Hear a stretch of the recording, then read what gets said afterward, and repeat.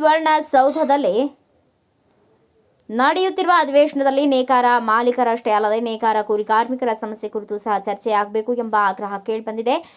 ನೇಕಾರ ಕೂಲಿ ಕಾರ್ಮಿಕರು ಸರ್ಕಾರದಿಂದ ನಿರ್ಲಕ್ಷ್ಯಕ್ಕೆ ಒಳಗಾಗಿದ್ದು ಇದುವರೆಗೂ ಬೆಳಗಾವಿ ಜಿಲ್ಲೆಯೊಂದರಲ್ಲಿಯೇ 20 ಜನ ಕೂಲಿ ನೇಕಾರರು ಆತ್ಮಹತ್ಯೆ ಮಾಡಿಕೊಂಡಿದ್ದಾರೆ. ಅವರುಗಳು ನೇಕಾರ ಕೂಲಿ ಕಾರ್ಮಿಕರೇ ಆಗಿದ್ದಾರೆ. ಬೆಳಗಾವಿ ಅಧಿವೇಶನದಲ್ಲಿ ಬೆಳಗಾವಿ ದಕ್ಷಿಣ ಕ್ಷೇತ್ರದ ಶಾಸಕರು ಅಭಯ ಪಾಟೀಲ್ ನೇಕಾರ ಸಮ್ಮಾನ ಜವಳಿ ನೀತಿ ನೇಕಾರರ ಆತ್ಮಹತ್ಯೆ ಹಾಗೂ ಶಾಸಕರ ನೇತೃತ್ವದಲ್ಲಿ ಜವಳಿ ನೀತಿ ರೂಪಿಸಬೇಕು ಎಂದು ಸರ್ಕಾರದ ಗಮನಕ್ಕೆ ತಂದಿರುವುದು ಸ್ವಾಗತಾರ್ಹ ವಿಷಯವಾಗಿದೆ. ಆದರೆ ನೇಕಾರಿಕೆಯಲ್ಲಿ ಮಾಲೀಕ ವರ್ಗ ಮತ್ತು ದುಡಿಯುವ ಕೂಲಿ ಕಾರ್ಮಿಕರ ವರ್ಗವಿದ್ದು ಸರ್ಕಾರದ ಯೋಜನೆಗಳು ನೇಕಾರರ ಮಾಲೀಕರ ವರ್ಗದವರ ಪಾಲಾಗುತ್ತಿದೆ.